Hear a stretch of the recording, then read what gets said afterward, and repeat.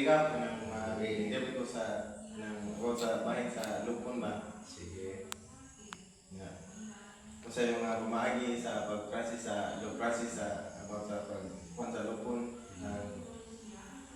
Una is mahimo ba nimo ihulagway sa mubo nga imong papel o responsibilidad sa barangay?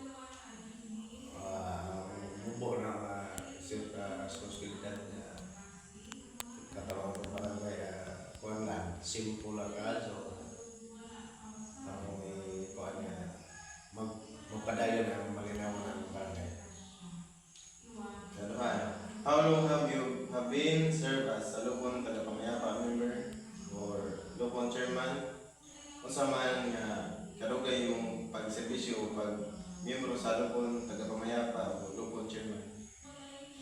Sa pagkakaroon presento sa kabuka kuan kagawad sa mga 13 years karon na imo kong chairman 3 months. Katulong, mahimo ba nimo ipasabot ang sunod-sunod nga proseso sa pagdumala sa mga paglalis ubos sa katarungan ng barangay? Mahimo ako may kasulti sa pasiuna lang sa mga both side na magsinagtanan. What types of case are commonly brought to the barangay for amicable settlement? Kung sa mga klase nga kasagaran banan nga kaso din sa barangay? Kasagaran kawa.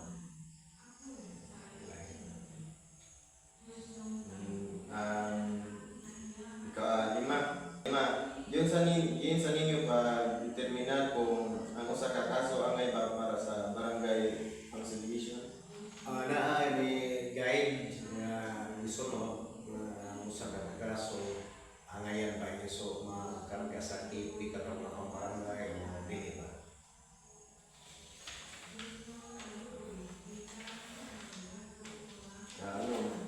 Can you describe how mediation is conducted in your barangay?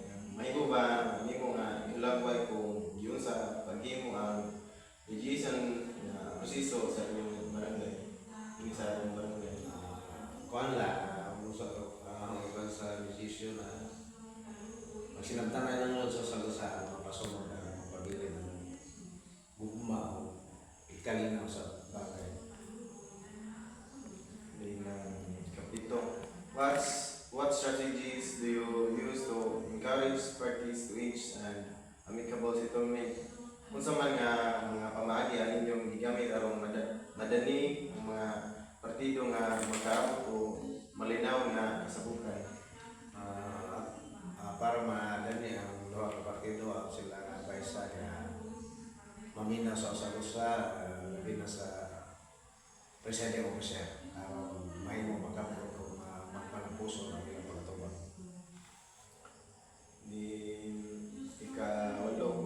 What happens if the parties fail to reach an agreement? Kung sa ang may tabo kung mapakya sa isang partido sa pag-abot o kasabutan? Kung may kapakyasan ng kasabutan na pwede si katarungan ng barangay o chairman patawag ngadto sa both side niya aron ma-clear ang lahat ilang record sa barangay. Challenges and issues encountered. What common challenges do you encounter when facilitating dispute resolution? Kung sa man nga mga kasagaran, kalisdanan ang inyong masugatan sa pagdumala sa resolution sa panaglalis? Kasagaran ang encounter kini both side o dito sila magpaminaway sa usa-usa.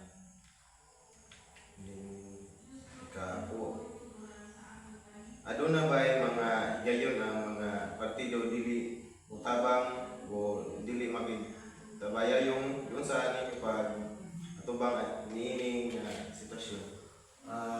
Naanjoy usahay nga dili sila mamina sa presiding officer, ang presiding officer, katarungan ng barangay, mo manginunguhan yung matensyon ang ilahan una-una ato sa presiding officer, katarungan ng barangay. What factors usually cause delays in resolving case? Unsang mga hinungdan ang kasagarang makapahinay sa pagresolba sa mga kaso? Una, para sa pagkunhon sa kaso, paghatag sa respeto sa usa-usa. Effectiveness of the katarungang pambarangay system. In your opinion, how effective is the katarungang pambarangay in resolving disputes? Sa imong opinion, unsa ka epektibo ang katarungang pambarangay sa pagresolba sa mga naglalis sa mga tao? Very effective ang katarungan ng barangay kay na may seminars na ay para ma-come up ang mga decision receive usa ka membro sa katarungan ng barangay. How does this system help reduce case field in court? Giunsa niini nga sistema pagtabang sa pagkonhod sa mga kaso nga gidala sa korte? Para jud makonhod ang kaso nga mato sa korte, ang among isip chairman maninguha sa kutob sa mahimo nga ma-resolve ang ilang kaso sa usa-usa aron mahimo nga maibsan ang kaso ngadto sa taas. Community impact. What benefits to residents gain for settling dispute and barangay level? Unsa mga benepisyo ang makuha sa mga residente pinagi sa pagsettle sa panaglagi sa barangay level? Mga benepisyo sa makahatag mayong benepisyo ang panaglagi sa duha nga level.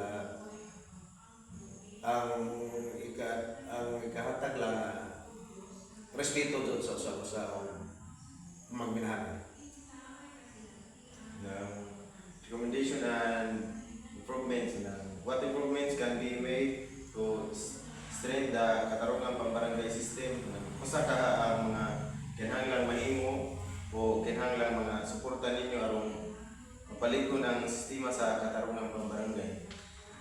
Una, para doon mapalit ko ng sistema sa katarungang pambarangay,